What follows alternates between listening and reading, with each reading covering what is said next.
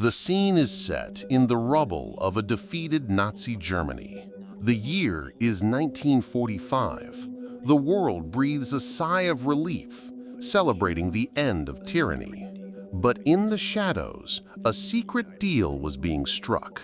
The United States, the ultimate champion of freedom, was about to recruit some of Hitler's most valued associates. This is the controversial truth about Operation Paperclip, a classified program that brought over 1,600 Nazi scientists and engineers to America. The question is, why? And was the staggering technological advantage worth the moral cost? The Second World War may have ended, but the fragile alliance between the Western powers and the Soviet Union was dissolving rapidly. The next conflict, the Cold War, was already on the horizon, and it would be won or lost not with tanks and infantry, but with superior technology. The Germans, for all their atrocities, had achieved breakthroughs years ahead of their time, from the V-2 ballistic missile to groundbreaking aviation and medical research. These inventions were suddenly the most valuable prizes on the planet. The race was on. Both the US and the Soviets knew that whoever secured the top German scientists would gain an undeniable, decisive military edge. This urgent, near-panic desire for technology paved the road for the creation of Operation Paperclip. Originally conceived under different names, the final program, Operation Paperclip, was formally approved in September 1946. Its purpose was clear: to exploit German expertise for US military applications. The paperclip name derived from the actual paperclips used by the Joint Intelligence Objectives Agency, JIOA, to attach the dossiers of the approved German scientists to their new employment contracts. Over 1,600 individuals were brought across the Atlantic, but there was a massive complication. Many of these scientists and engineers had been staunch members of the Nazi Party, the SS, or had been directly involved in war crimes and the exploitation of concentration camp prisoners. To circumvent President Truman's order that any documented war criminal be excluded, the JIOA systematically expunged or fabricated new biographies for the most controversial individuals. Their wartime links were erased, and their new identities were scrubbed clean. This was the dark heart of Paperclip, sacrificing justice for pure technological advantage. The centerpiece of Operation Paperclip was Dr. Wernher von Braun, the undisputed genius behind the V-2 rocket program. Von Braun was an organizational and engineering visionary. He was also a commissioned officer in the SS.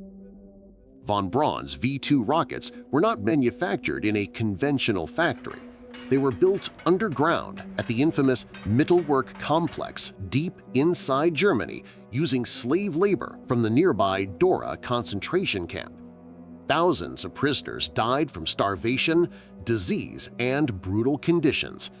Yet instead of facing justice at Nuremberg, von Braun and his team were given high-paying jobs, military protection, and the opportunity to realize their dreams. They became the driving force behind America's intercontinental ballistic missile program and later the literal architects of NASA's journey to the moon. The man whose work was powered by the victims of the Holocaust was now the new American hero of science. This is the untold moral dilemma of the program. Paperclip wasn't just about rockets. The program reached deep into almost every field of strategic importance. Aviation and aerodynamics. German engineers revolutionized jet engine design, which proved critical for U.S. air superiority. A-bomb research. While the U.S. had developed the atomic bomb independently, German knowledge about heavy water and nuclear physics was crucial for ongoing research and securing remaining resources. The rationale provided by the JIOA was always the same. The technical knowledge was too valuable to fall into Soviet hands. It was a pure utilitarian calculus. But this raises a critical question. Why did these men escape prosecution?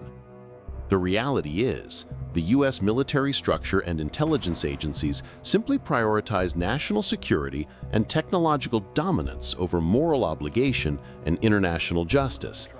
The Nuremberg trials, meant to hold perpetrators accountable, focused on high-ranking officials.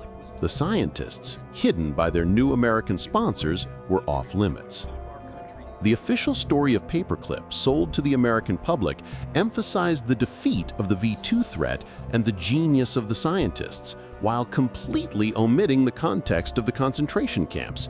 It was a monumental cover-up, justified by the terrifying stakes of the budding Cold War. Operation Paperclip was ugly, but undeniably effective. It provided the intellectual capital that allowed the U.S. to catch up to and eventually surpass the Soviet Union in several key areas. Without the foundational work of von Braun, the U.S. would have been severely delayed in the space race. The development of Jupiter C rocket, which launched America's first satellite, Explorer 1, was directly managed by the Paperclip scientists. Their work guaranteed U.S. dominance in the race for orbital supremacy and ultimately the moon landing. In a strange twist of history, the same intellectual engine that built Hitler's terror weapons was now building the systems that secured the Western world's position as a technological superpower. By the 1970s, Operation Paperclip faded from public memory, yet its legacy remains profound. The program demonstrated a painful historical reality. In the pursuit of ultimate power, the strongest nations are often willing to make the greatest moral sacrifices. The scientists of Paperclip, men who worked alongside a regime of terror, laid the groundwork for America's greatest technological achievements. Their presence helped the U.S. win the technological front of the Cold War, but the cost was a permanent ethical stain on the nation's integrity. The question remains, did the long-term benefit of securing the West from Soviet threat truly justify bringing the architects of a monstrous regime into the fold and letting them escape justice? If this deep dive into the moral compromises of the Cold War shocked you, don't just click away. We want to hear your thoughts. Please, comment below. Was Operation Paperclip a necessary evil for national security or an unforgivable moral failure? And if you want to understand more about the hidden history behind these conflicts, be sure to like this video and subscribe to the channel.